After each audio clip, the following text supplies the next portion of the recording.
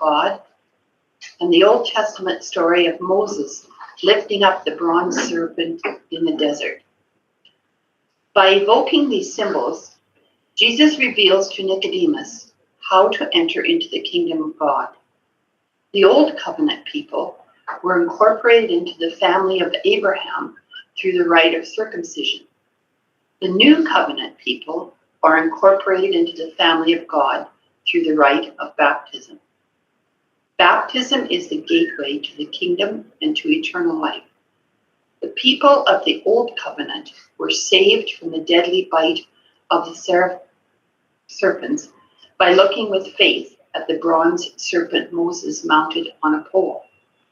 The people of the New Covenant are saved from the deadly bite of Satan, the ancient serpent, by turning with faith to the crucified and risen Jesus.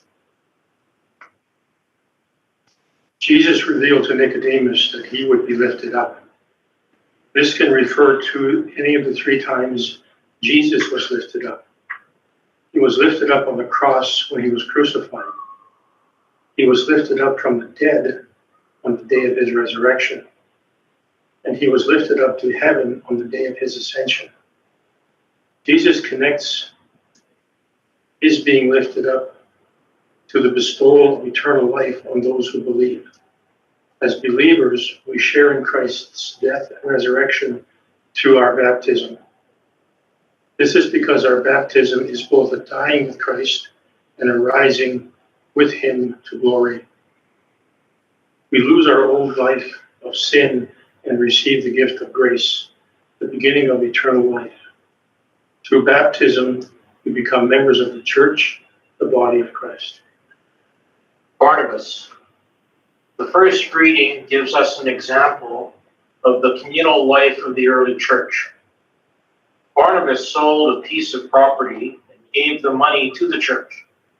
His name means son of encouragement, and he will accompany us through our reading of the Acts of Apostles this Easter. He vouched for Saul before the community of Jerusalem and spent a year with Saul in Tarsus, where he was known as a prophet and a teacher. He accompanied Paul on his first missionary journey to Cyprus and parts of modern-day Turkey. He participated in the Council of Jerusalem, which decided that the Gentiles who became Christians did not need to observe many elements of the burdensome old law. Salvation comes from faith in Jesus and living according to the new law of Christ. Barnabas, who was not one of the original 12 apostles, joined the apostles in their mission of bearing witness to the resurrection of the Lord Jesus. Today's reading shows us that Barnabas followed the counsel of Jesus to the young man. Go, sell what you own and give the money to the poor, then come follow me. Because of the generosity of the members of the early church, there was no needy person among them. Lord Jesus, we contemplate today the revelation of your passion and the resurrection to Nicodemus and the revelation of the mystery of baptism. You have revealed heavenly things, and we welcome them in faith. We believe you are the Son of Man, lifted up, so that we may enjoy eternal life with you. Together, My Lord Jesus, may our feet journey together, may our hands gather in unity, may our hearts beat in unison, may our souls be in harmony, may our thoughts be as one, may our ears listen to the silence together, may our glances profoundly penetrate each other, may our lips pray together to gain mercy from the eternal Father. Amen.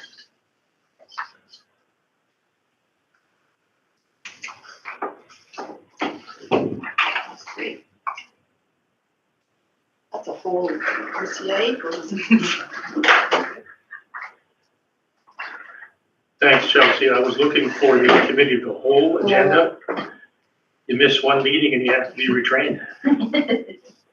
Coming back from holidays, Dave.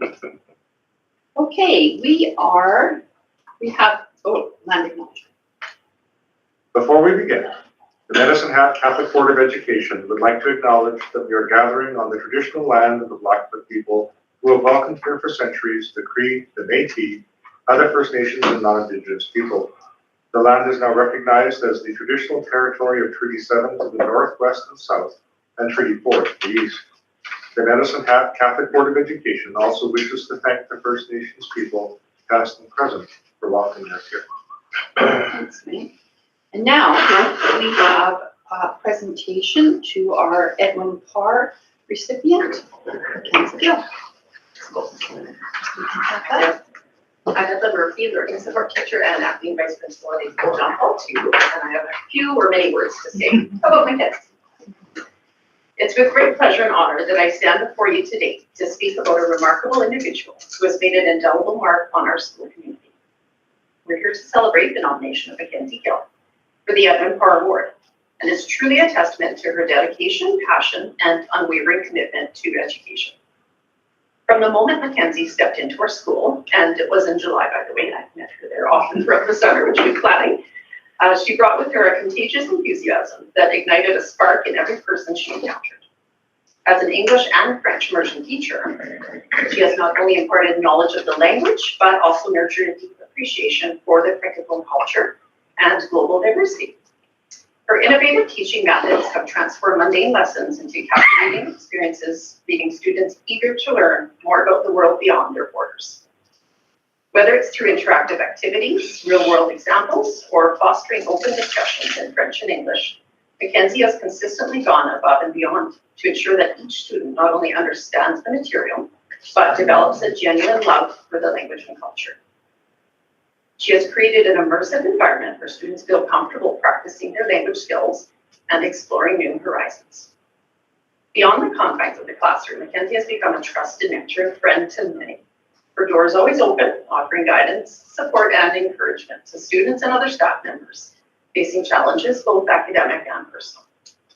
She recognizes the unique strengths of each individual and empowers them to reach their full potential, instilling in them the confidence to overcome obstacles and to chase their dreams, all while fostering a deep respect for the cultural diversity and understanding. But perhaps what truly sets Mackenzie apart is her unwavering dedication to fostering a sense of inclusivity and belonging within our school community.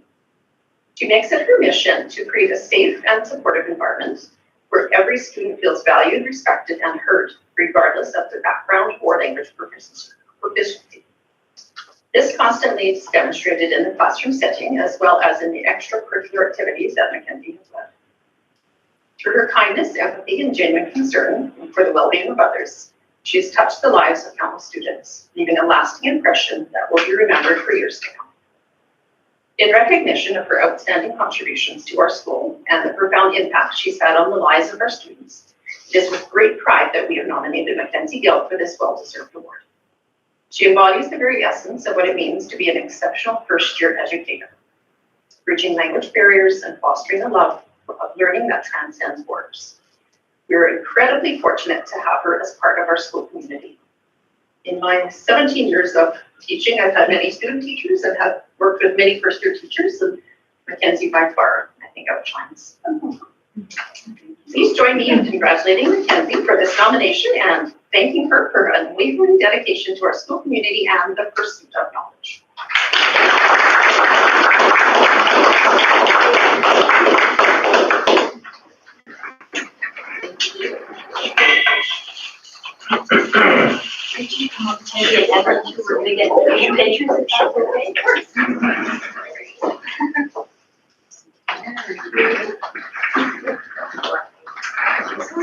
Yes, thank you very much.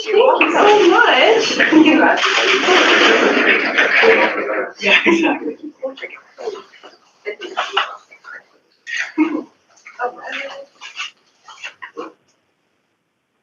One, two, three. Wow, thank you. Can I get a quick shot, you guys? Awesome, thank you so much. Great, congratulations. Thank you so much.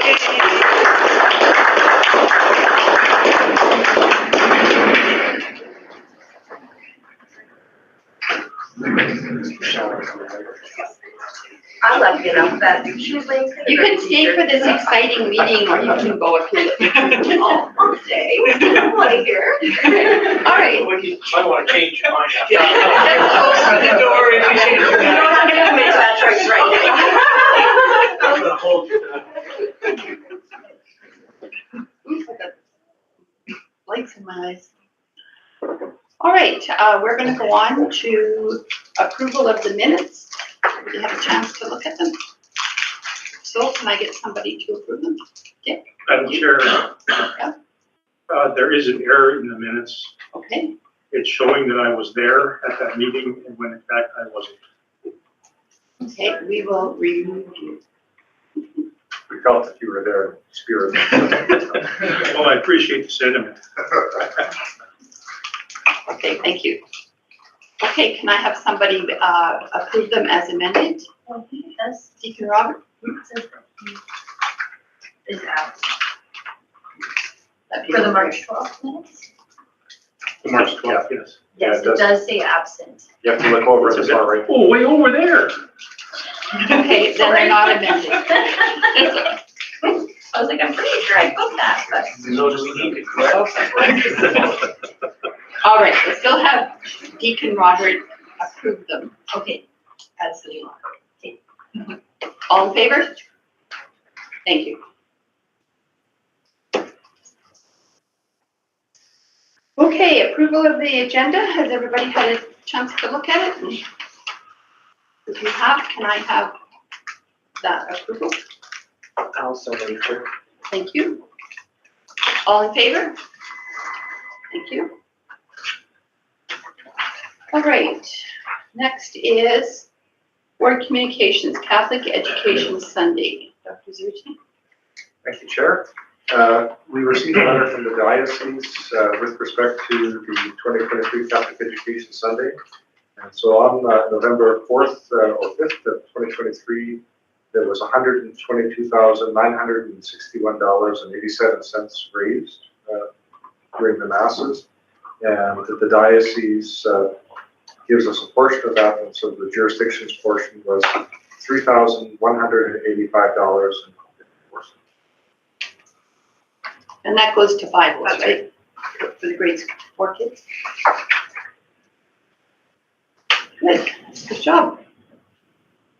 Okay, Catholic Education, School Parish Relations Committee. Deacon Robert? Well, things are going really well. Nothing to report other than our next meeting is May 20th.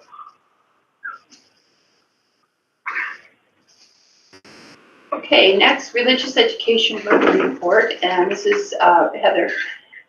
I kind of asked Heather to do this when Dwayne and I were at a, sort of at a, what was that thing we zoomed in on that we couldn't hear? Woods.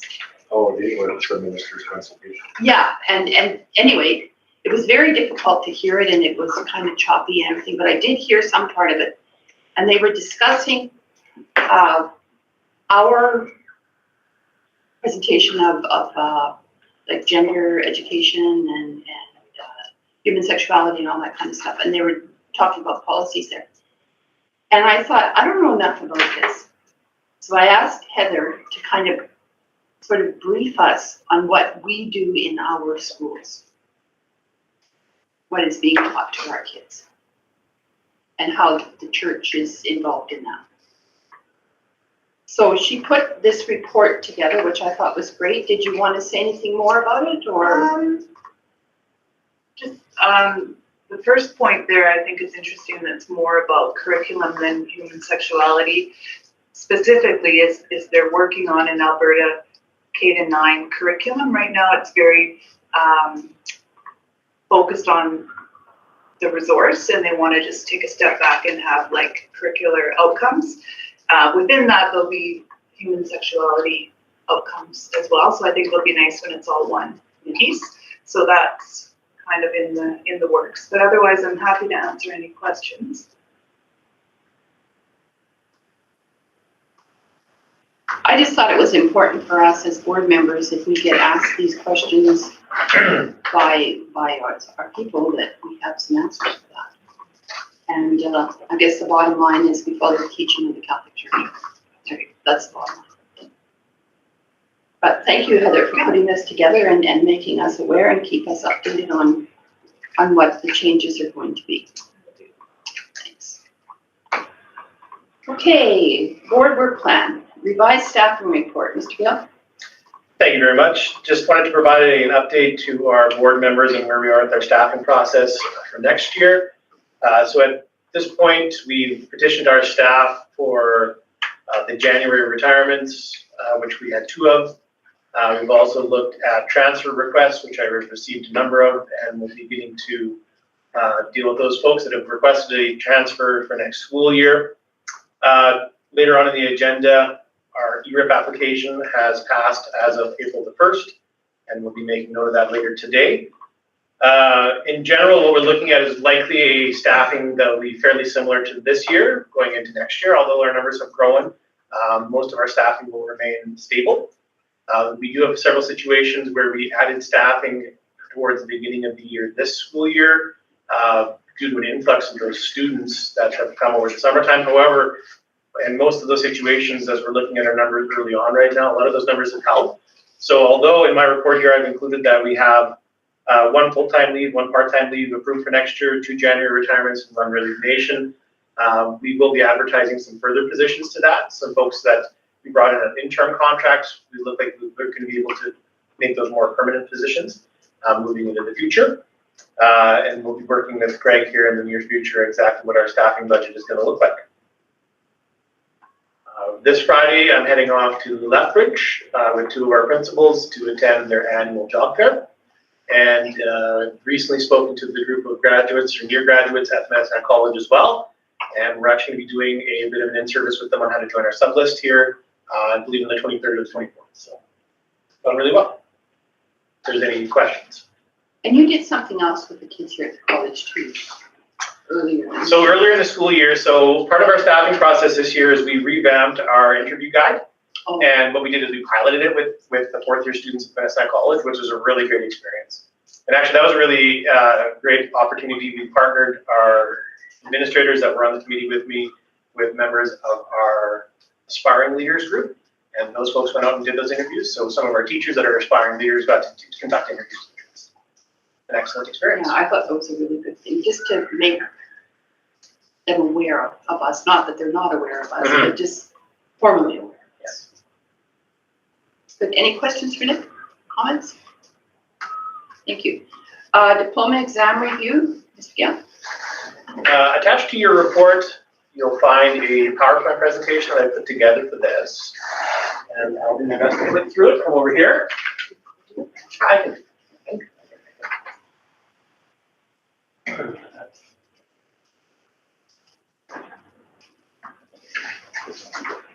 Oh, right. I always forget there's that second screen. So our students wrote in the following subjects. This is all of our January data that we have access to at this point. So all of our typical subjects, biology through down to physics. 31 and 2, sorry, there's a typo here. This is social studies, not 30-22, but 30-2. For the purposes of this data analysis, acceptable standards is set at 50%, or the standard of excellence is 80%. A lot of the time that's actually not the case when we look at PET exams. Sometimes that number can vary depending on what the examination is done. However, this time around for our high school numbers, 50 and 80%. So whenever we see something that's acceptable standard, that's 50% or above, or the standard of excellence is 80% and above. Also here in this report, you're going to see blended versus exam marks. So the blended mark is the mark that's blended between the departmental exam that the students have written and combined with their school-based mark versus just the exam mark, which is just strictly the provincial exam that they had completed. What is the weight of I each? believe now it's 70-30. That's what I thought. Is that correct? Sorry? 70-30 is the split right now? Is the weight? So 70% school-based mark, 30% exam-based mark. In the past, it used to be 50-50 split years ago, right? 100 years ago. It was 100%. Just in case anybody wonders how old I am. Me too. David, do you have a question? So I'm just trying to understand, are we going to see the exam mark for the school, for the students. Like, this is the first time I've ever seen us presenting this blended mark. Okay, That's in here, isn't it? it is here. Yeah. So on this, The first time I've ever seen it presented in, oh, okay, in this forum. okay. That's interesting. That's the data that I got, or I received. I haven't, when I looked at the data, this is what I thought would be most meaningful to us. Okay, that I received. Okay. So the exciting part of what I'm here to report on is that our students achieved above the provincial average on the blended mark on all of our subjects, which is excellent here, and that's contained in this report. As we go through, again, it says AS beside of that, it's acceptable standard, and S&B is standard of excellence. We can go through each of these subject matters. This is again, sorry. So can I ask a question? Yep. So school awarded mark, acceptable standard. Yep. Diploma exam mark, acceptable standard. Mhm. Diploma exam, standard of excellence. Yes. Blended, Acceptable. So this is the combined, so this is our school awarded mark. 100% of our students were above 50%. On the diploma exam, 71.8% were above. 17.9% were achieved the standard of excellence on the exam. When we push those two marks together, 97.4% of our students were above 50%. so where's the school awarded mark for standard of excellence? I didn't have access to that. Or I would need to look into that, David. I could perhaps tease that out of the data set that I have. That's a good question. I will look into that for you. So once again, if we were to go back one slide here and look at our totality of this, when we look at our acceptable standards compared to the province, in every single one of our subject areas, our school has beaten the provincial numbers, which is excellent. In particular, if you look at English language arts, 30-1 and 30-2, French language arts, math 30-2, physics 30, and social 30-1 and social 30-2. 100% of our students achieve the acceptable standard in their blended mark. When we compare it to the province, again, really high scores across the province here, but we've really done an excellent job. Of course, we're very proud of the results here that they received here. I've also included the number of students that are writing these exams as well. I've broken each of these down into each of the subject matters. Again, biology 30, 96.7% of our students on the school awarded mark scored above the acceptable standard. And again, that reflects in the combined blended mark as well. Chemistry 30, again, 100% of our students had the school awarded mark above the standard, or sorry, the acceptable standard, and 97.4% following the exam as well. English language arts, again, a big success here. 100% of our students, when we look at the blended mark, achieved the standard, or sorry, the acceptable standard. And the same shows for 30-2. French language arts, the same shows there as well. Math 30-1, when we look at that blended, again, 97.4% of our students achieved that acceptable standard.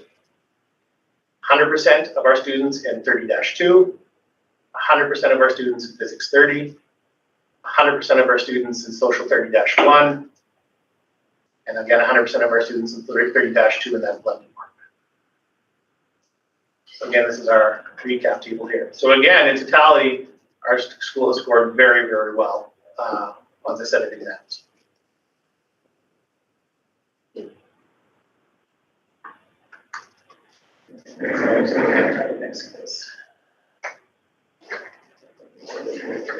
Where would you like me to go back to your class? Oh, Dick, you had a question or a remark? Just a comment. I recall a few years ago when we had the retirement of some of our key teachers who have been in the district for a long time who were considered to be master teachers. And we were kind of speculating that there may be a drop-off when these people are replaced by a teacher who is not as experienced. I think the data here shows that that was not the case, and that we're still achieving those high standards. I think what you're seeing there is that those new members of our school were brought into the school in such a way that they received really excellent mentorship by some of those folks that were the expert teachers, and now they themselves have continued that standard of excellence on instruction. And you think about the work that's being done in physics, for example, really, really strong department there right now. Really, really excellent people doing great things across the board. Same thing, social studies. Really, really high marks coming out of there as well. I'd agree. Just further to your point, Trustee Mestel, if you take a look at English Language Arts 30-1, the difference between the R success of 14.3 and the provincial results of 24.9, it really boils out to about 4 students. And so, because of we have such small numbers writing, you have 1 or 2 students that did below that 80%. It does change those numbers. And so it's just something to keep in mind. I think that McCoy should be commended on this, Monsignor McCoy, but I think the whole district needs to be commended on this, because this started in ELP. And I think we need to recognize that our whole system has contributed to what we see here, from ELP to all the grades, right up to grade 12. We have an excellent group of people working for us, and we should be really proud of them as they're giving us the result. And I'm really proud of them. David, I will look into that number for you. I'm sure I can tease that out. Yeah, just in the past, and I think I heard you can basically kind of confirm what I had said, is in the past, what was reported to us was the acceptable standard mark from the school, and then the acceptable standard mark from the exam, not the blended exam. Okay. Because speaking open honestly, I think that gives us a more accurate picture of where things are. I was a little confused when I was looking at it, Yeah, but I was I too. appreciate your explanation. So it made sense, but looking at it initially, I was a little confused, but thank you for that report. Yes, thank you. I was as well. This was my first report on this before, so if there's a different format you'd like to see, I'm happy to change So it. I understand. Yeah, go ahead. Do you get, and this is your first year in this job, so I don't know what was left behind what you saw. Item analysis from the not just McCoy, but once the other exams are taken from the other schools, analysis of the results, because that year after year, that does become important. Well, some years are one-offs, right? And but year over year, those are important trends to keep a look at. So, have you seen evidence that that's been going on? So there is, in the report that I received, you can see the item analysis of it, and you can see the trends in it as well. And that's also an important piece of information for theater schools too. So, you know, if McCoy's having trouble with math students factoring out polynomials, and I won't expose my math language farther than that, you know, that's something that the grade 9, 8, 7 teachers Can support. Right, yeah. Okay, thank you. Shannon is here, do you want to pause for that? Okay, I'll just get her to come in. yeah, we can, we'll just stop here for a minute and do a presentation.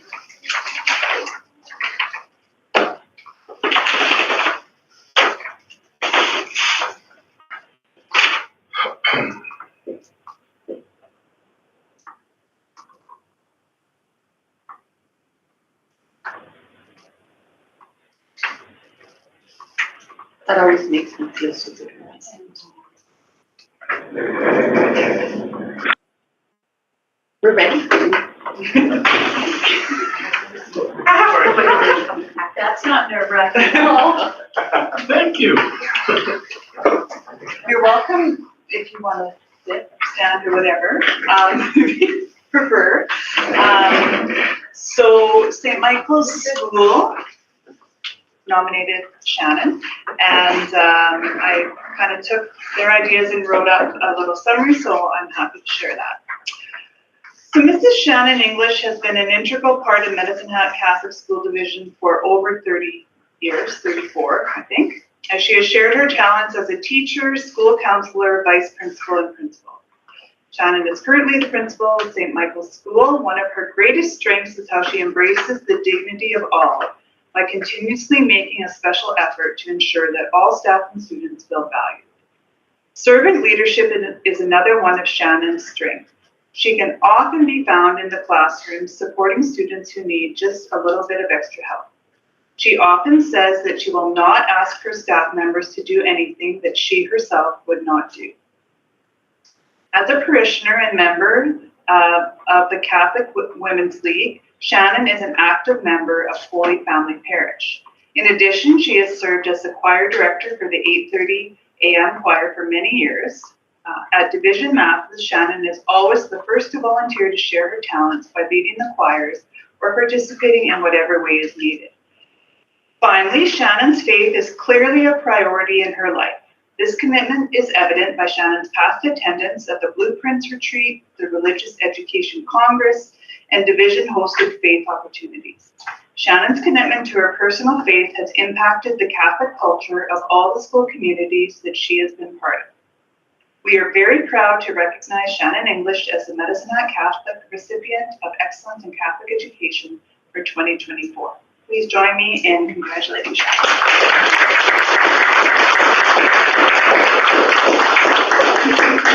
Who's going to present this? Okay. I'm going to present it to her. Okay. I don't know. You gotta go over there. This is coming to go over there? Yeah, that's good to make sure by the. Okay. Thanks. Yeah, you're welcome. Thanks, Heather. Oh, you're welcome. You take care. You're welcome. We'll just take it. All right, anybody in there? And Heather too. It's a group picture. Group pic. Group Just picture. wait for me. Okay, you go first. Are you sure? Okay. Hey, give me that smile, guys. Thank you. Thank you. I know. Now that you're blind, just give me a nice smile, guys. Thank you. Thank you, guys. Thank you very much. Thank you.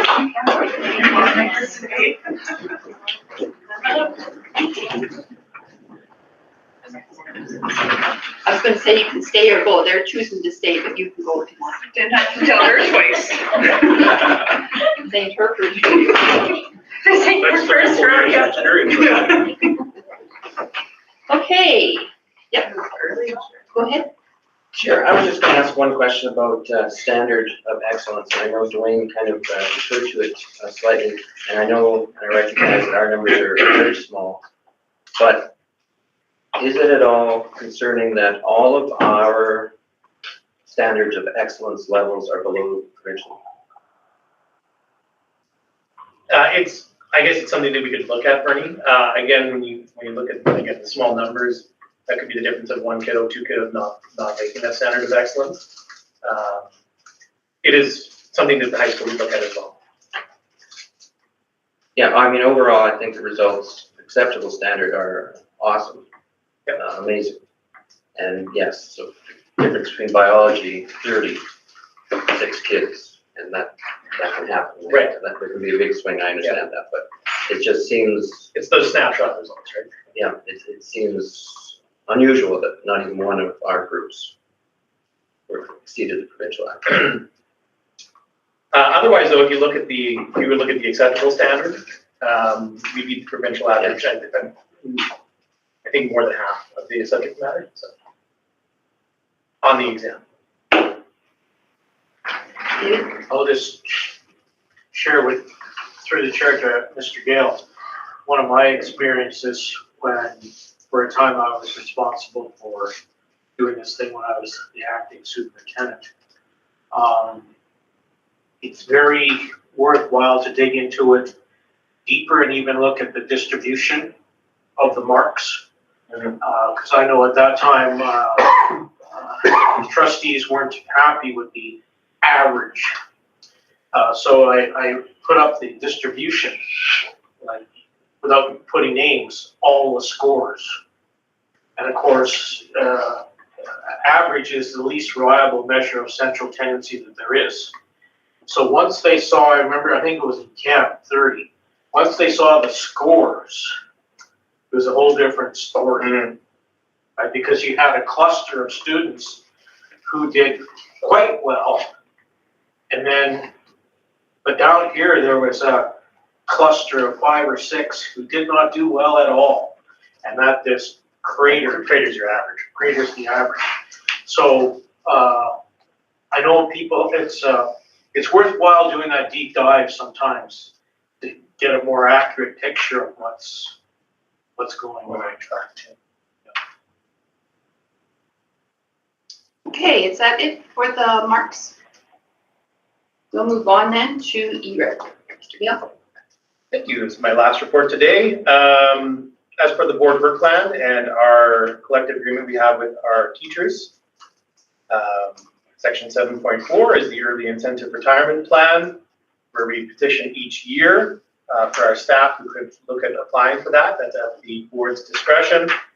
This year we had no applications come forward, so there is actually no action required at this time, but no one has sought out this program this school year, but it'll be offered again next year.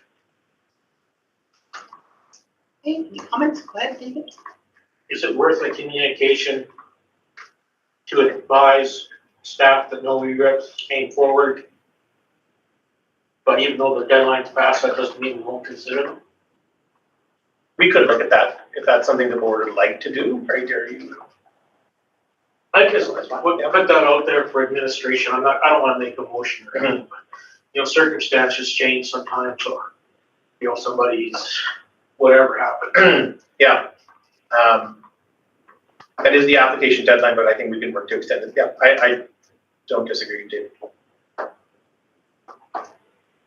Okay, we'll move on to 2025 to 28 3-year capital plan. Mr. McPherson. Thank you. So as part of the board's work plan each year, we approve a 3-year capital plan. We've been very fortunate that the existing capital plan has been met with the construction of, or the planning for Holy Trinity Academy, which left an opportunity to relook at our existing capital plan. So we worked with FWBA architects who helped us with the development of this new capital plan. And there are 2 priorities with this draft plan. The first being a modernization of St. Patrick's School, and the second being a modernization of Mother Teresa School. With both of the schools, it would be looking at providing a modern and adaptive learning environment for all students, as well as removing of the dated portable classrooms and replacing them either with new portable modular classrooms or with stick and mortar. And then at Mother Teresa School, we would be looking at creating a prominent entrance and central gathering space for the school.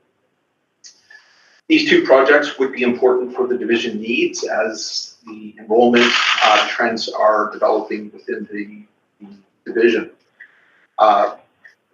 What this plan does not do at this point is address the enrollment pressure points at Notre Dame Academy. So we will continue to look at that. We're working with the school administration at Notre Dame Academy about some options. And ideally, as we progress with the development of Holy Trinity Academy and work with Notre Dame Academy, we'll be able to address those pressure points. So the recommended decision for the trustees is, be it resolved that the Board of Trustees for the Medicine Hat Catholic Board of Education approve the 25 to 28 3-year capital plan, as well as the 25 to 34 10-year planning priorities as presented.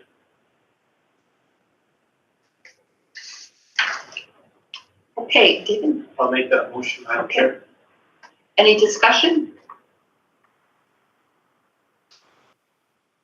I think these are very, very necessary, so it's good. All right, let's, I'll call the question then. All in favor? Thank you. Thank you. Okay, the next one is financial update, second quarter financial update, Mr. Anderson. Thank you. So again, as part of the board's work plan, we have the second quarter financial update for 23-24. This report covers the period of September 1st to February 29th. As part of this report, you will see that the deficit is now sitting at $761,000, which is up $326,000 from Q1. So there's two areas we'll look at, the revenue stream as well as the expense stream. The revenue stream is essentially on target with the Q1 numbers. We're about $30,000 lower, and that's through four major areas. There was an increase in the nutrition funding of about $60,000, as well as an increase of about $20,000 related to Careers to the Next Generation. That was offset with a reduction of our funding related to the teacher interchange where the teacher resigned, as well as a reduction of about $95,000 related to the international education program where we were expecting higher numbers in the second semester, and those numbers didn't transpire. So overall, a net reduction of $30,000 on revenue. As it relates to our year-to-date numbers, we're sitting at 52.9% of the projection, which is pretty much bang on where we would expect to be at this point of the year. When we look at the expenditure side, we are seeing an increase of $326,000 from Q1. And that's through a variety of areas. First of all, is teacher leads are higher than what we had forecasted. So we've increased the projection by $45,000.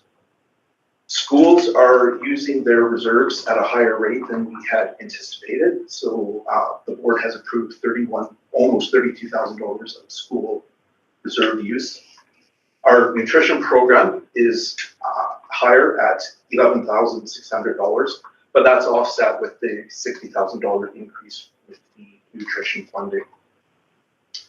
We have higher spending on the Chromebook as well as other IT items, which is accounting for about $60,000 for the year. Within the learning services, there's been an increase within the learning services budget of about $176,000. A portion of that is related to our substitute learning assistants with their costs being higher than forecasted. This is offset, however, with our PUF, where we've reduced the spending by about $116,000 to align some of the contracted services between PUF and learning services. So that's an offsetting savings. Transportation is up $16,000, and that's a function of the school bus driver grant that was implemented. And so we receive the money and then just pass it off to Southland school bus drivers. Within the administration budget, we're seeing $44,000 of additional spending, and that's related to the staff turnover and the costs associated with cross-training and the termination costs. We're seeing a reduction within the external services, predominantly with the out-of-school care, where we're seeing a savings of $23,000 of within those areas. And then, so as a result of that, the deficit is going to be absorbed through the net assets, which we can fund, which will leave the unrestricted net assets with a closing balance on August 31st of $400,000. So we're still sitting in a good position, and with these adjustments, we feel we can get through the remainder of the year. So the recommended decision for the trustees is be it resolved that the Board of Trustees for the Medicine Hat Catholic Board of Education accept and approve the 23-24 second quarter financial update as presented. Sorry, Mr. McPherson, what page is the analysis of our surplus on? So, Just a minute, I just got it here, it's on. I don't think there's page numbers on. No, okay, I've got it, summary of net assets and reserve budget. Yes. So that shows we started the year off with $1.1 million within the unrestricted reserve, and our anticipated closing balance is to be $401,000. And again, that's just within the unrestricted reserve. The restricted reserve numbers still have. Okay, so that's over there in that gray column. Correct. Okay, thank you.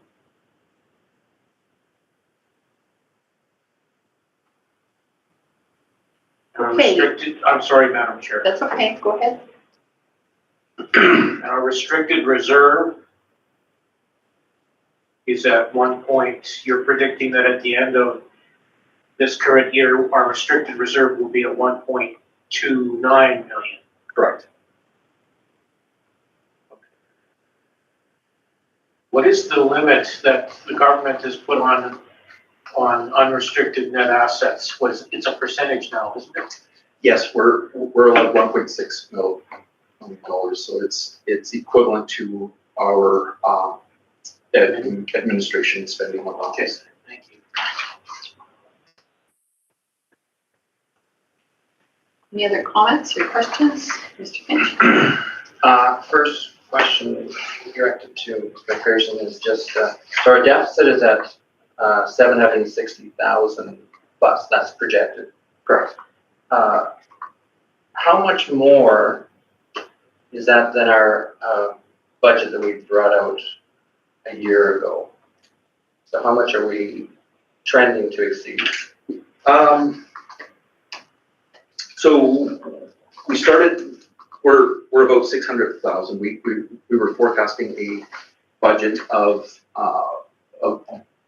deficit of about 100,000. I don't have the number off. Okay. That's what I thought it was, but I wasn't 100% sure.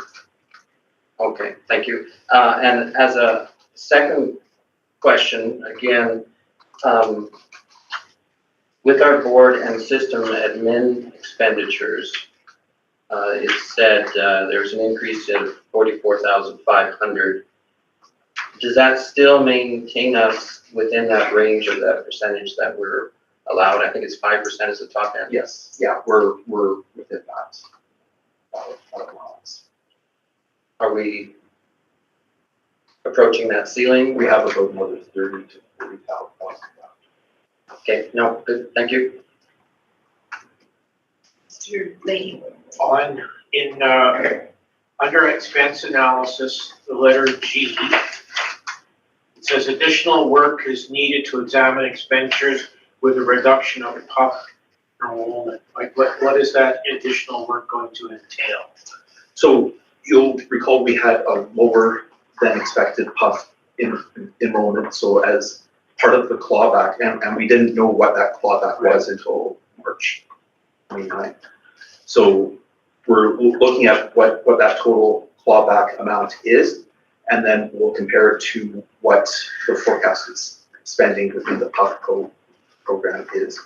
Ideally, PUF expenditures will equal what the PUF revenue is. As it's currently expected, we're going to be in a deficit position within PUF. But with the realignment between the contracted services within PUF and learning services itself, we have some opportunities here to explore to see if there's some additional savings that can be run out. Thank you very much. Any other questions or comments? Deacon Robert? Dick? Okay, so I need someone to make that motion. Deacon Robert, thank you. There's no discussion. Is there discussion? Okay, I'll call the question. All in favor? Perfect, thank you. Okay, 9.6, budget for next year.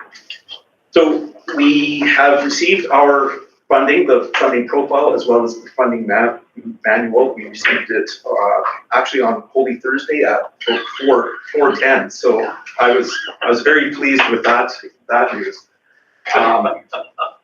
So we've completed the funding profile and did a comparison to the 23-24 budget. And we are expecting an increase of funding of about $292,000, which represents a 0.95% increase from the current year. As schools provide their projected enrollments for September 30th, we will adjust the funding as appropriate. So that'll be part of either the clawback or additional fundings that we would expect within the year. Within my report, I make mention to us not having received funding for the outreach program, which surprised me. I received information today that we will not be receiving outreach funding because our enrollment within the outreach program didn't meet the funding limit. So we need to have 10 or more students enrolled in the program, and we are not there. So unfortunately, we will not be receiving that. Is that St. Joseph's? Correct. Yeah. Yes. One of the things to be aware is while we're up $292,000, that is a function exclusively to some of the adjustments within the funding model itself, as well as funding for the increased enrollment that we continue to see within our division. What it doesn't provide is an increase to base rent. So essentially the cost of living or the cost of supplies isn't being funded, but the increased students is being funded based on the weighted moving average. And you're all very familiar with my concerns around the weighted moving average, where students in the first year are only funded 50% of the base grant.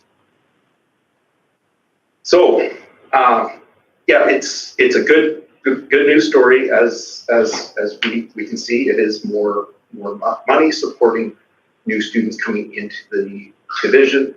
Unfortunately, it's not giving us the additional funding to support the additional costs.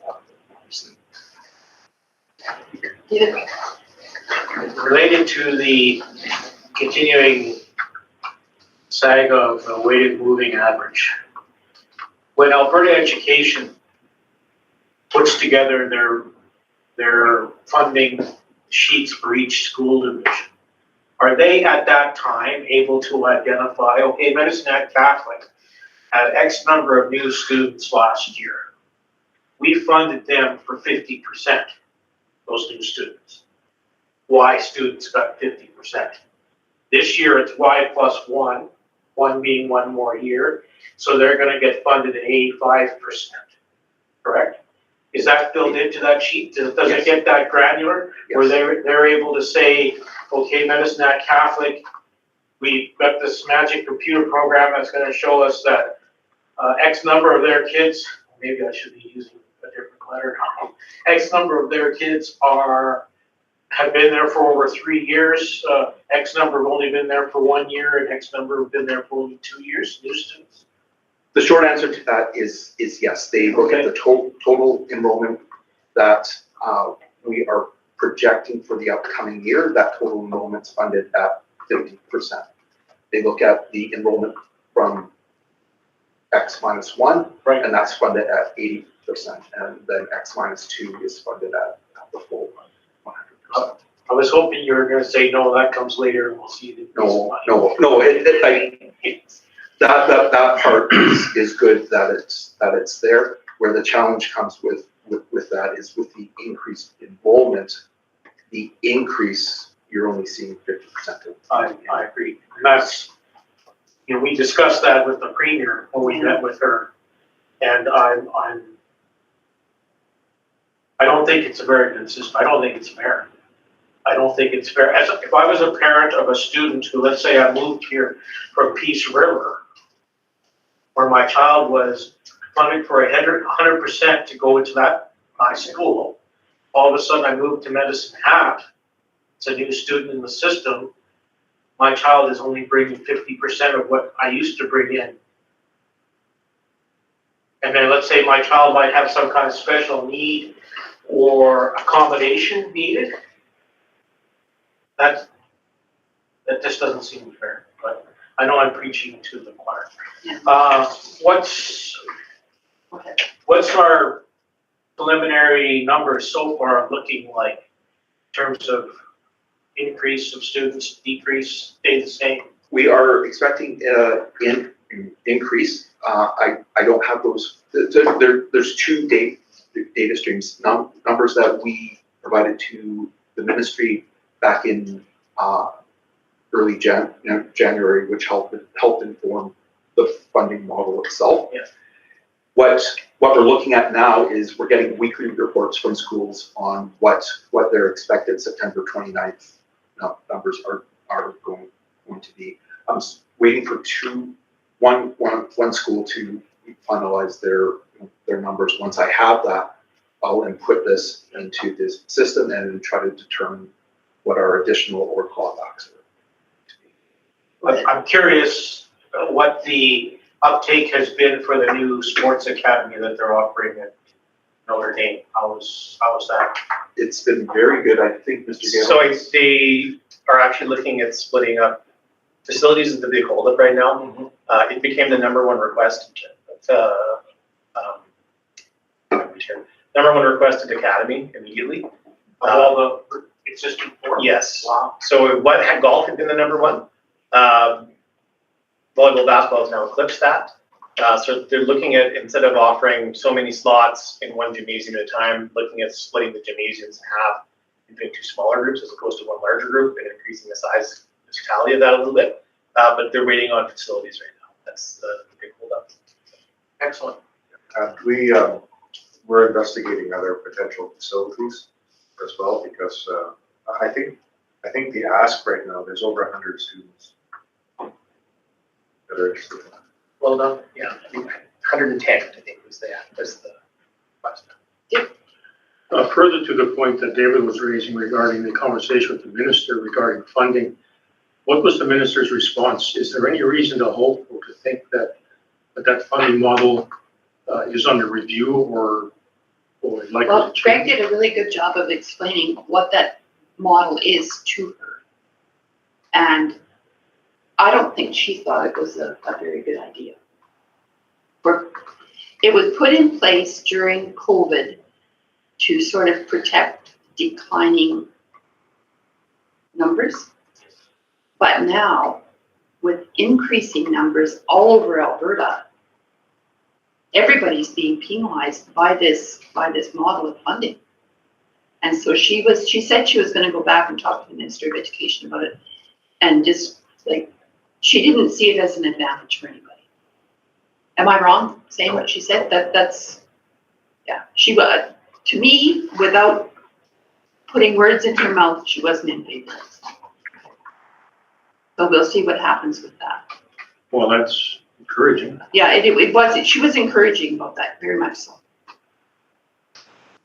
I want to go back to that St. Joseph thing that we don't get any funding for. What is that costing us? So as it currently stands, we are treating it as even the money coming in supports the program. So with the money not coming in, we'll have to make some decisions. So should we be promoting that? I don't know, what do you guys think? Should we promote that and try to get it filled up with more than 10 students? Or, I think a decision has to be made there. Having just received the information this morning. Yeah, I understand. I'm not putting anybody on the spot, but I think if we have a program that's costing us money, unless it's of a benefit to students, which this might be, I think it's something we need to look at. David. Maybe Mr. McPherson, through the chair, if if administration feels it's worthwhile, I wouldn't mind having a next meeting or in our next committee of the whole meeting, a briefing on just what this means in terms of staffing and that kind of thing. And another piece of information I'm curious about, which I'm not expecting you to know tonight, is when they say 10, what does 10 mean? Does that mean full-time equivalent? 10 kids taking X number of credits? What exactly does that mean? Because I like the idea of the program, but if it's not, So that would be, it's 10 students taking the majority of the programming through that outreach. I know an individual who took some classes through there. Otherwise, he wasn't going to school. and that's what I'm saying. Yeah. Like we need to look at, sometimes the value isn't the money. Yeah. Sometimes the value is what the kid gets. I agree. Yeah. For whatever reason, he wasn't going to a traditional class. He just wasn't. Right.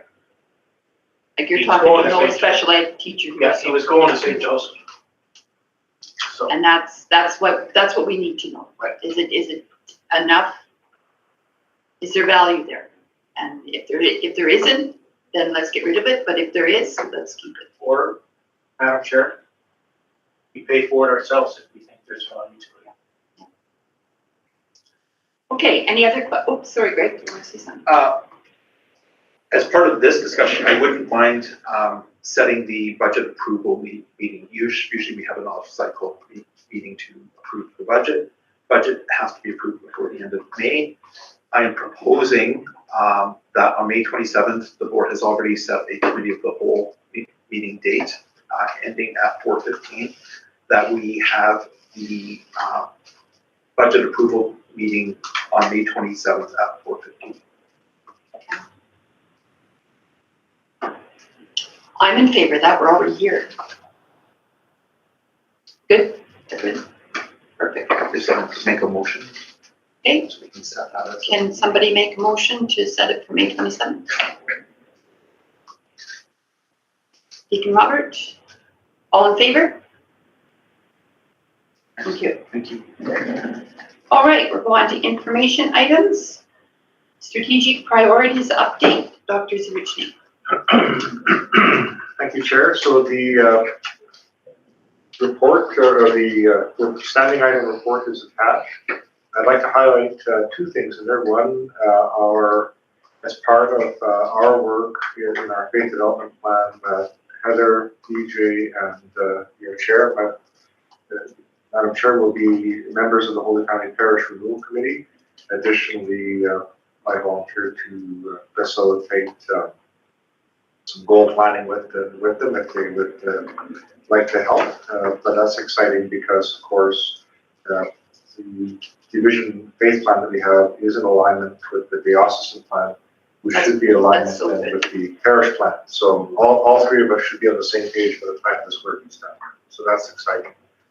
And as well, and this is really more a mixed wheelhouse than mine, but we as an admin group, so the senior admin principals and vice principals will be attending the Marked by God conference in the fall.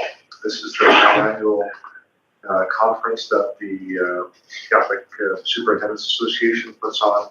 And this year, they've opened it up and asked us to bring 3 aspiring leaders from our group. And so our deputy superintendent has a leadership group that's being fairly well attended. And so from that cohort, we'll be choosing 3 candidates to come with us to that conference as well. And the intent of that is to really start building 1, leadership capacity, and then 2, faith development in Catholic leaders. And so it's exciting that the conference is growing, where it can accommodate extra participation. And at the same time, we're looking forward to bringing some of the aspiring leaders with us as well.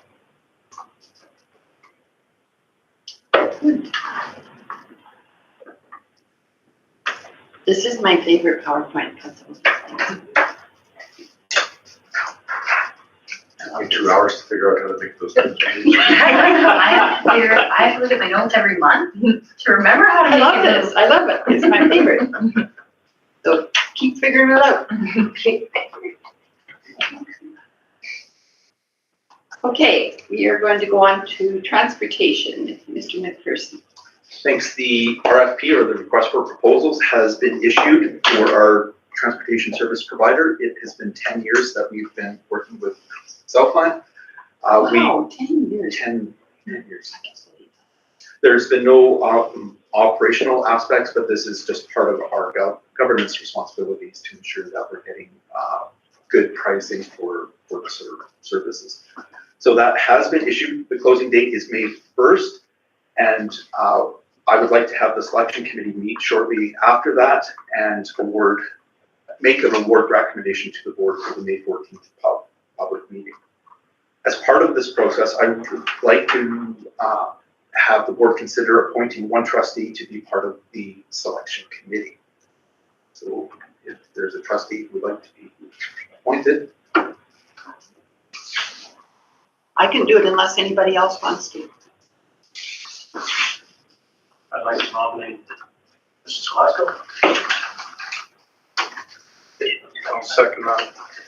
That was in case anybody wants You open your mouth. to. Yeah, I know, I've opened my mouth too many times. Thank you, Kathy. Thank you very much. Perhaps we can get a, if David made the motion, we could get a. All in favor? I would like to ask one question though. Where does that RFP go to? Like who gets it? Like last time you said you went across Canada, is that what it's doing now? Yes, yeah, that's part of our responsibilities under the agreement on internal trade, as well as Tacoma. We have to broadcast this.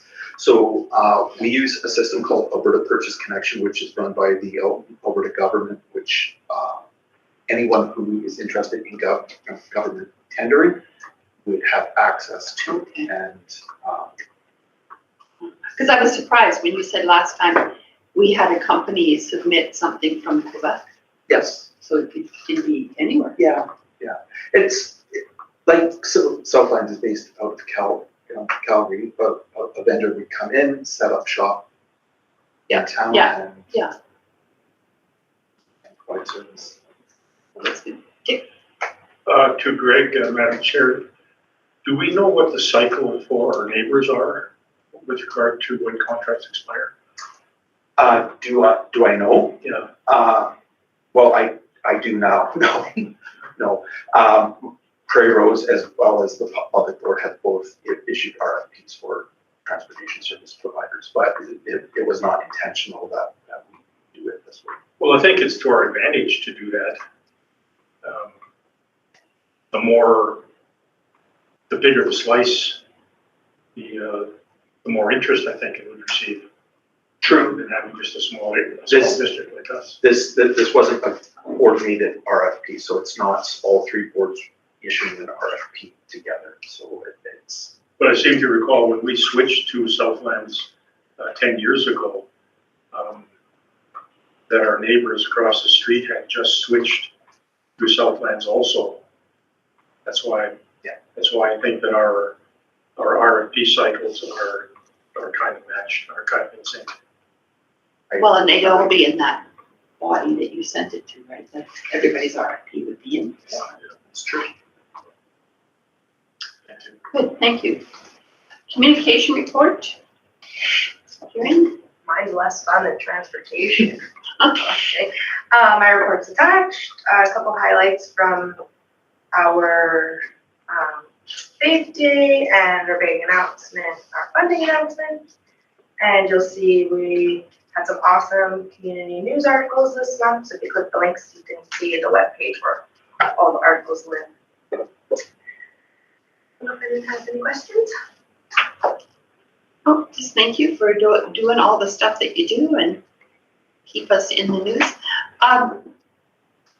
We were in Grace this month as well, right? In the Grace newsletter? Yes, that was nice. Yeah, that was nice. They reached out to us. I think they'll be cycling through school bridges every year. So it'll be nice to everyone to highlight. Yeah, that is nice. Yeah. Okay.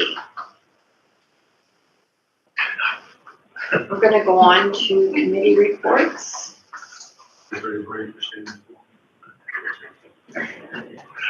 Okay, thanks for coming. Congratulations.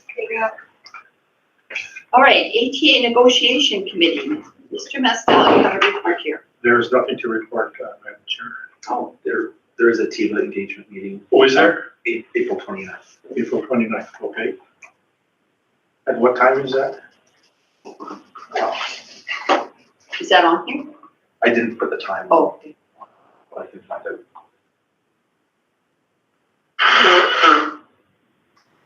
I have it listed for 2 o'clock.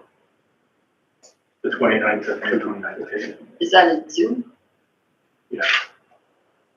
Microsoft Teams. Or, I only know Zoom. QP, Deacon Robert, The report's there. Do you have any questions? any questions, anybody? Teacher Board Advisory, Mr. Kinch. Madam Chair, the minutes of the last meeting are attached. And, oh, go ahead. Just a comment. I'm looking at number 6 about students with waived school fees. I want to say that I appreciate Dr. Zarichny's response, that for lost revenues for sports teams, the school can approach the school council, access other grants, or get money from school-generated funds. You'll remember at the last board meeting, I expressed concern. Costs are rising everywhere, but the amount of money it costs to play team sports now. And I am aware that there are more and more parents who are not paying, and more parents who are gladly, I'm glad they're doing this, are approaching schools and letting them know that there are issues. I just want to say, I hope we never go the way of saying, okay, Johnny and Susie, mom and dad haven't paid your school fees, so we're not going to let you participate in graduation ceremonies. My experience is that I've never had a student who says, mom and dad don't pay those fees. But in that case, the kid suffers. So that's not what we're all about here. So we should try and find a way. And I've been there with the Fine Arts Academy at St. Mary's and so on, knowing that there are people who probably could pay that didn't pay. Some people philosophically decide they won't pay. Or, I had a staff member who said, my kid's in the academy, I shouldn't have to pay. There's all kinds of reasons. So I just want to say I appreciate the way Dr. Zarichny responded there. And I hope we never go the way of denying a kid the opportunity to walk across that stage because mom and dad didn't pay their fees. And then I also hope, related to shoveling snow at the schools during the tournaments or whatever, I appreciate what was said there. And I hope, there's so much of what happens in school with extracurriculars. It's just not sports teams that go into the schools on the weekends. I know when we put on the plays at St. Mary's, many times there were staff there on the weekends, building sets, painting sets, putting together costumes, all this kind of stuff. And so I don't think that would be a good thing to happen if we said, okay, if you're in the school on the weekend, not a tournament, but you're just in the school on the weekend having to practice or whatever, that, it snowed like the Dickens, we're going to charge you to clear the snow. I don't think we want to go there. And like, how far does that go? Do we eventually say to the teachers, don't go in on the weekends? We all know, even this office, there's people here on the weekends. You drive to most schools, you'll see people there on the weekends. So I understand a bit about risk, tall risk mediation. But I hope it never comes to that. So I appreciate the way you handle those issues, Dr. Zarichny, and just some concerns about, I hope we never go to enact some of these things, some of the people. I don't see us doing it. Thank you. Anybody else? Okay, support staff board advisory. Nothing to report. Okay, QP support staff. Nothing to report. Student board advisory. That's Nick and I, and we met this morning with a group of 10 kids at Notre Dame, and it was a very, very good meeting. I was really impressed. Now, there were some kids that didn't say anything. There were some kids that said too many. But it was very, very positive, and I asked them about, because one of the questions is, I don't know what the question is, something about Catholicism in the school anyway. Why are you here because it's Catholic? So in there, I asked them if what it was like when the priest came to the schools. If you think that's worth it, and overwhelmingly, yes. The only negative was one kid didn't like to sit for 2 hours on the floor. But everything else, they were very happy. They said, I love when the priest comes and interacts with us. I love when the priest comes and does, I love when the priest comes. That's basically was the idea. And I was kind of fishing for stuff for tomorrow. Mm-hmm. Well, we got stuff for tomorrow. Like these kids really like that the priests are in the school, like really likes it. Nick, what do you? Yeah, I'd agree. I thought it was interesting. Again, we have a broad range of students that were present there today through all grade levels, academy, non-academy, Catholic and non-Catholic students. And I think for the Catholic students, it's kind of a reaffirmation to get to meet with the priests and kind of get more of a relationship. For our non-Catholic students, it's a chance for them to experience that. Yeah. They may have never met with the priest before, and there they are in real life in front of them. It's, but just like they didn't know we were going to ask that question, it was just off the cuff. And holy man, they were overwhelmingly in favor of having priests in the school. Not all the time, though. They said because they shouldn't have too much. They just didn't want to sit on the floor every day of the week. That's what they were. Yeah. That was that kid who was sitting on the floor for 2 hours. There's people at weekend masses that say the same thing. And it goes over an hour. Yeah. Anyway, I just wanted to share that. That was really, really a positive meeting. I was really impressed. Did you want to say anything? Because we don't have to record because we just did it.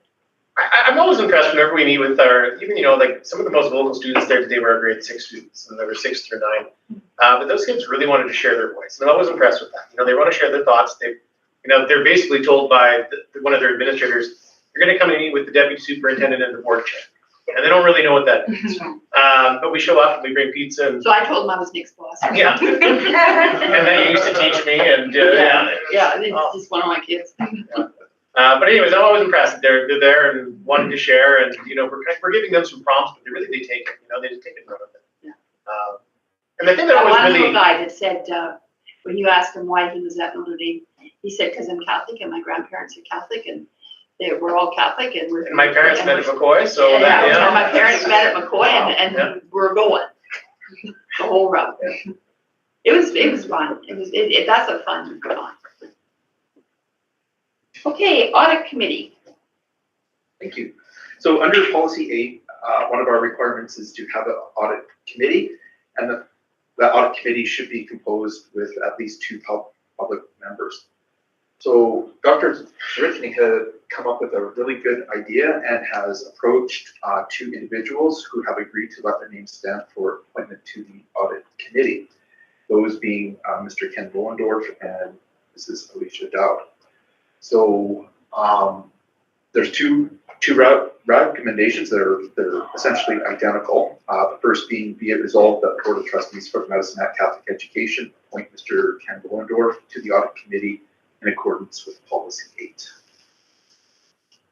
Would somebody like to mess up? Sure. All in favor? And the second one? And the second is the same, just substituting Mr. Ken Bollendorf with Mrs. Alicia Dowd. I know Alicia. She ran for school board twice, and she's a parent with 3 kids in the system. She's very involved with Catholic education, and she's amazing. I love her. So, can somebody move that one? Okay, Mr. Leahy, all in favor? That's my campaign speech for Alicia. Thank you. All right, Holy Trinity Academy update, Dr. Zavitchny. Thank you, Chair. So we do have a few things to share. Number one of the principal architects that was working on the design of the school has taken a leave from the firm. And so they have switched out that person for a new architect. We had a discussion regarding the bus lane that would be in between the current Monsignor McCoy School as well as the new Holy Trinity School. And they asked if we wanted to have control arms in place to manage traffic. And we indicated that we did because students will be crossing the bus lane during the day. And so we wanted to have that lane essentially off limits for the vehicle traffic during that time. And also, can I just interrupt? Sure. Also, they don't want two-way traffic through. However, there has to be two-way traffic for that one little parking lot, like the one behind the school. So they want to put an arm down there so that they go, come in and you can't go any further, you can't go down the bus lane. Good boss, you can do whatever you want. Yeah, the bus. Good to be the chair. Question, Oh, go ahead. just with regard to the control arm, is that going to be a manual operated or is that mechanically driven arm with lifts? They're looking at it, but I think it's going to be a mechanical arm and it'll be operated on a timer. So once the bus run is done, at the end of the day, the arms will come up and it'll be open for parking at night. Schools being used or whatever the case may be. Thank you. They said something about having a push button thing on too, didn't they? And then there could be a code that could be put in to raise the arm. But they're investigating the systems right now. Yeah. They also indicated that the intent is to have masonry be placed on the outside of the school. So at one point we're wondering what the school is going to look like in terms of the outside facade. So the intent right now is to have masonry there. We also indicated that we did, in fact, want to work in collaboration with the Rick Hansen Foundation. And so they indicated that Janae, who was the former architect, would still be taking the lead on that to engage us with the Rick Hansen Foundation. She's quite passionate about that. And so she'd like to continue on with that portion of the project. So we'll be learning more as time goes on. The principal architect did indicate that in a lot of ways, engaging with the Rick Hansen Foundation will be designing the school along those guidelines, so it shouldn't require a lot of structural changes, but there are a few elements that, as the design evolves, that they'll have definitely input and interest in. So we're really excited about that because that, of course, will help us to be one of the most accessible and inclusive schools in the province. We had a discussion regarding the tendering, and so the tender should go out near the beginning of October for the building, and will be awarded sometime at the end of November, mid-December timeline. So typically it's a 3-month process, so somewhere within those 3 months it would be sent out, shared, and then awarded during that time. Drawings available, or drawings should be available within the next week or so. And these drawings now are pretty much the footprint of the school. There, potentially are some minor changes that can come, but for the most part, this would be what the school will look like. Shortly after those are available, we will start getting some of the renderings, which will be very exciting to see what the inside, of course, of the building will look like. And we will, once we receive those drawings, we will be approaching some of the furniture suppliers and have them, what happens there is that the furniture suppliers that are sort of the main suppliers for schools have an opportunity to, of course, put a tender in or a bid for furniture, but in advance of that, they can connect with the architect. He gives them the CAD drawings, and then they're able to actually place furniture within the school to give the schools an idea of what it would look like. And so they can start making decisions of what they would like. And then once they decide what they want, then that goes out for tender. So that'll be an exciting project for the schools to be working on moving forward. Mm-hmm. So I think At that point, that's all that we had talked about the meeting. It was a very long meeting, the last one. Any questions, comments? It's getting exciting. I was just gonna say that exact same It's phrase. getting exciting. Education Foundation. Oh, no, I missed one. No, Alberta School Boards, Zone 6, sorry. Nothing to report, Chair, other than that the next meeting is a week from tomorrow in Lethbridge. Are they always in Lethbridge? No. No? That's kind of odd because the main one is typically in Tabor because that's where the Edwin Parr is. That's rather interesting that it's in Lethbridge. I'll have to double check that because it's always been in May. It's always been in Tabor in May because Edwin Parr is in Tabor. Okay. So that information may be incorrect, Chair. ACSTA, we haven't had a meeting. We're having one on May 23rd and 24th, and it's an in-person one, so I have to drive to Edmonton. Everyone wants to go to Edmonton. Medicine Hat Catholic Schools Education Foundation, Mr. Kinch. Thank you, Chair. I attended 2 meetings in the recent past, and there are minutes from those meetings attached as my report.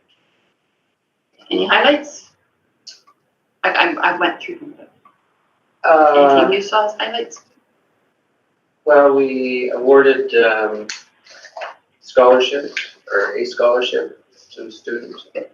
And now, just because I'm trying to think, but I can't remember the name. And beyond that, I don't really have anything other than that. Good. All right, Parent Association. That's me. My report is attached, but I'd like to point out that when I gave my report, like I always try to figure out something that Dwayne isn't going to say. Anyway, I said something about our parish school relationship committee. And they were very, very interested in that, in what we do, the parents. And so that might be something that, we can present at parent councils or something that, and they were very interested that the school wants to be in the parish wants to be in the school. And the parents were very, very excited about that. But the one thing that one of the parents said, that was a teacher, said something that keeps them from the church is the cost of busing. And it's true. That, when they go to the church, it's a big cost.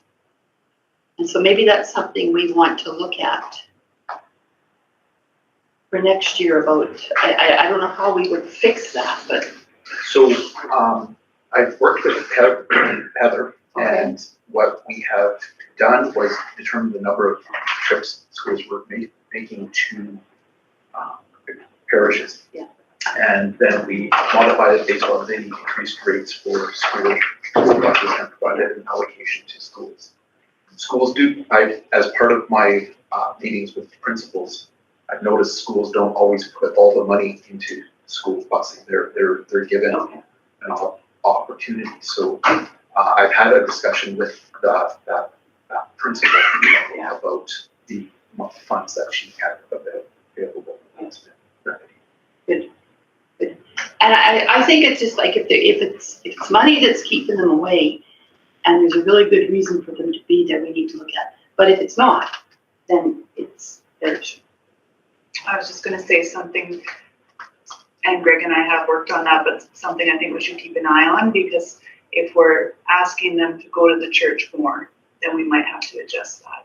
Like some schools have gone for pancake breakfast or Shrove Tuesday breakfast, and like we're inviting them to do that more. So we just have to keep an eye on that. Yeah. But it's just something to be in the back of our head that this is, we want to increase that, but to increase that, it might cost us. Okay, TIBA, Mr. Mastel. The next meeting is on April 29th at 2 p.m. Saved that. Okay, that's it, guys. Was there I'm sorry, I have Go a ahead. question about parent association. Okay. Under 12 school report discussions, I winced a little bit when I saw one school, last meeting, December 4th, no real need for meetings. All programs do their fundraising. And I've been a school principal and I know that sometimes those meetings, there's two meetings, right? There's the school council meeting and then there's the fundraising meeting. They're not both the same. However, I think the Education Act or the School Council regulation says you should have a school council. It should meet. If you can't form one, you're required at least twice, I believe, to try to form one. And if I'm the principal, I've written down off the top of my head 4 or 5 things that I could discuss with parents. Discipline process, supervision, academy programming, what's going on, budgets, a survey of students. There's things you could talk to parents about. They frankly may not be that interested in it, but you should never see a comment, no real need for meetings related to a school council.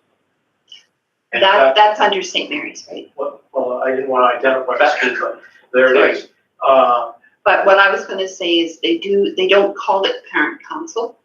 They call it parent advisory. Was it parent advisory something? They still have it. It's just not called parent council. Well, I think somebody should check on the regulation because I think you're required to have a school council. So if somebody's over here saying, no, we're gonna have it, well, sometimes black and white issues can be a little gray. What I'm talking about is you should go to the nth degree. The regulation used to say that school councils have the right to provide advice to any aspect of school operation to the principal. And just because parents might say, we're not interested, doesn't mean you shouldn't keep trying. So I winced a bit when I saw last meeting, December 4th, no real need for meetings. That worries me. And I didn't really get that feeling at the meeting of what you're feeling. Because, and I could be wrong, and I think we need to look into it. But what this was saying is that every little group does all of their fundraising. And this here is usually when they report on fundraising stuff. And however, they did say that they have this parent advisory council, or whatever it's called. So what I'm saying is I think we're better in this school district if we run things the way things are supposed to be run. And we don't go off and whatever. So if they just need to say parent advisory council is now school council, then that's fine. I'll leave that up to administration to check. The parent advisory council is actually the name now for them. And then you have the separate one, which is the booster clubs, like the Friends of McCoy and that have the charter. But same thing. If you have a parent advisory council and the idea is there's no real need for meetings, that's a problem. Yeah, I think it's an issue. I understand what you're saying, and we have it on our agenda with our next school meeting. But it was more of an I think the comment was taken out of context and was put in the meeting. It's there. Okay. Yeah. So it's worth checking into anyway. Absolutely. Thanks for bringing that up, Dave. Go ahead. Before we do our closing prayer, I would like to pray for the student that we lost this week. And we could replace the closing prayer with a prayer for him and his family. Would that be fine? No. As long as you're doing it. Yeah, so we lost a student.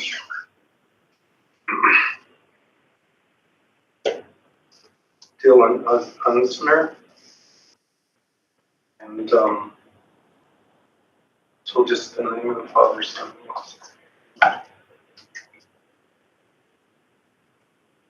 Heavenly Father, we just come before you with thanksgiving in our hearts for the many gifts that you bestow upon us. The gift of Dylan for our division. We ask for your grace and mercy upon his soul, and for his family, those that you would give them strength in this time of great loss and pain, that they may know your abiding, loving presence. Eternal rest grant unto him, O Lord, and let perpetual light shine upon him. May his soul and the soul of all the faithful departed through the mercy of God rest in peace. Amen.